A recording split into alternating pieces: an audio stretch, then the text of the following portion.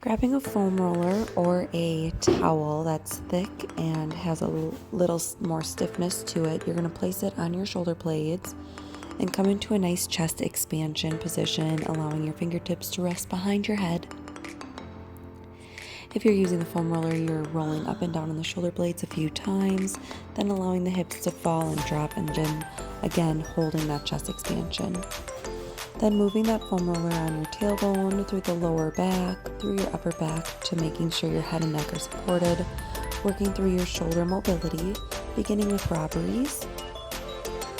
As you're working through the robbery motion, it's tuning into that ball and socket, bringing some more lubrication to that area to prevent and decrease stiffness. Then working into shoulder presses, reaching up overhead, allowing gravity to apply that pressure across the chest. Doing these exercises for about 8 to 10 repetitions here, and then working in to the angels, which allows us to have the shoulder blade and collarbone work together along the rib cage. Staying relaxed through the neck area as you're going through the range of motion.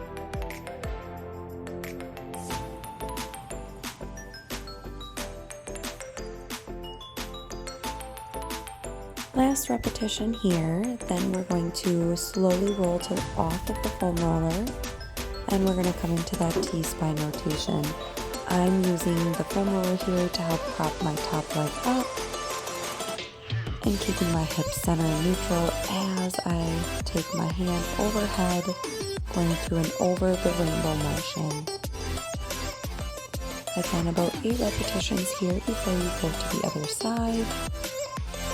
Following with your eyes on the palm, allowing the palm to rotate and change direction.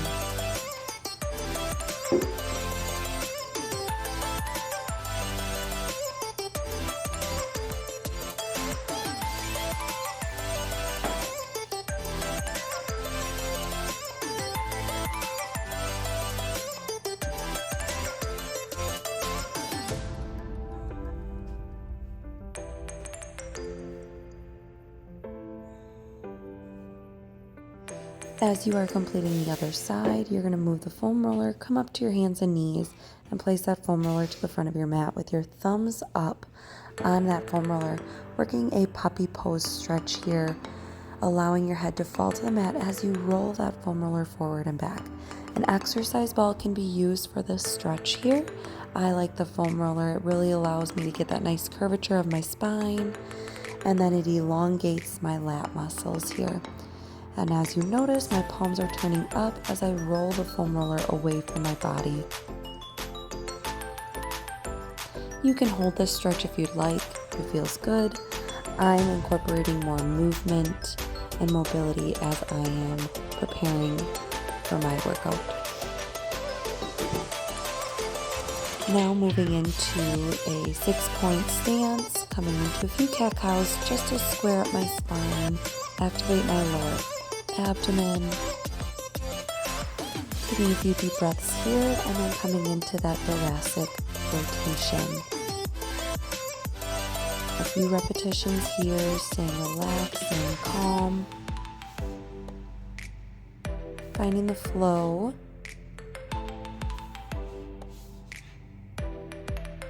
And then working to the other side here.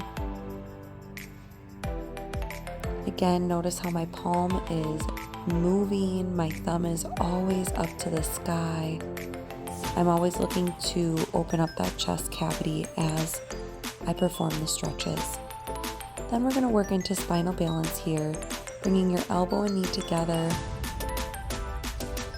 That allows that spine to stretch as the elbow and knee touch, and then it also allows that arching of the back as you extend. Planting your hand down, coming into toe tap side to side.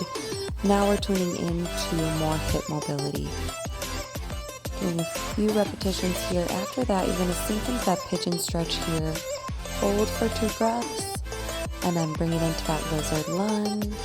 And then again, hold for 2 breaths, and then into lizard lunge. We're going to do that one more time.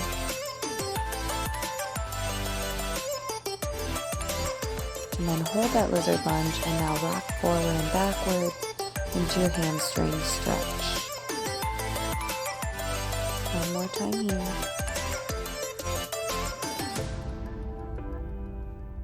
And then we're going to switch to the other side after this last set. Coming back to your hands and knees, spinal balance to begin. Opposite limbs extend, elbow and knee touch.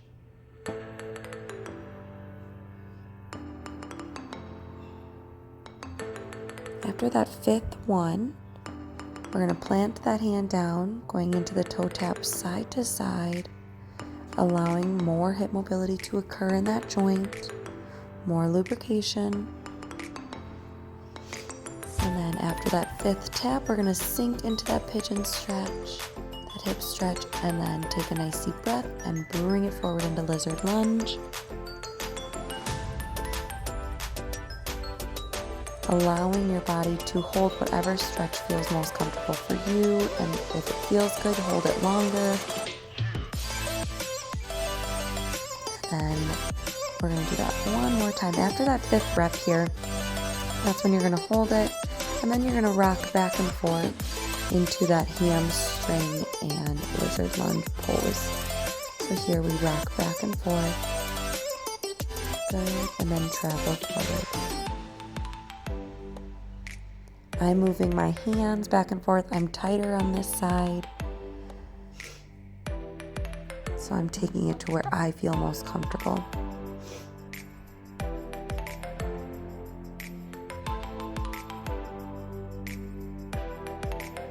And then after that, we come back to your hands and then lift up to a plank, walking it up into your Buddhist stretch here and adding some rotations side to side. Again, I'm opening my palm up, adding that nice external rotation of my shoulder joint. Using a chair here if needed.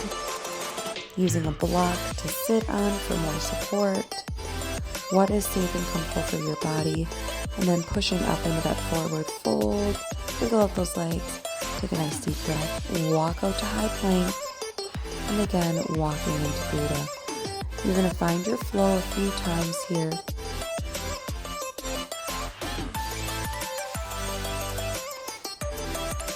Walking it into that Buddha, shaking it out, rolling into forward fold. Good. Together. Slowly roll all the way up to standing. As you're here, we're going to come to the center of our mat, hinging from that hip, coming into your T's, your Y's, and then your I's. Straight up. Notice how I'm trying not to compensate here. Again, you can do this all seated in a chair. Now, staggering in a stance, we're adding in that T-spine rotation. Doing about 5 to 8 repetitions per side, and then switching to the other side.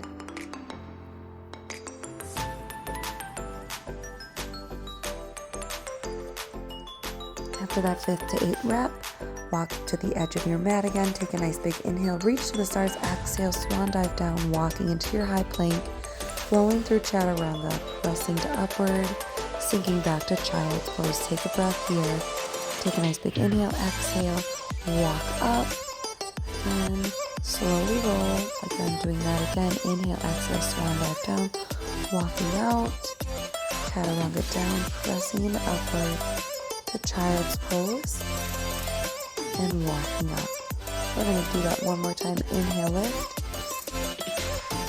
Exhale, swan dive down, forward fold, walking it out. Chaturanga down, pressing into upward dog. Exhale, sink back to child's pose. Good. Press into downward dog. As we're in downward dog, we're going to do alternating toe taps here. Again, about 5 to 8 repetitions. Whatever you're most comfortable with. After that last repetition, take a nice deep breath here. Lizard lunge, side to side now. 3 per side. getting in that nice flow, that nice mobility.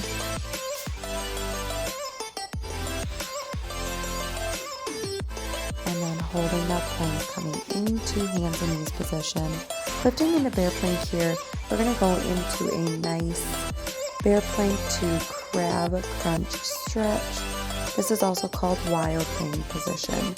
So we're just kicking one leg through, coming into that nice hip extension while maintaining that bear plank. So we kick, we lift, we extend, come down, controlled, and come back, reset. We pivot, kick, extend, and then come back to reset. One more time per side, extending, lifting through that extension, resetting here. And last one on this side, and resetting. Good, dropping to those knees, sinking back into that child's pose because it feels good, feels safe. Take a breath. Inhale here, exhale, push up, walking your feet back together, holding that forward fold, pedaling it out. Inhale, slowly roll all the way up, and exhale.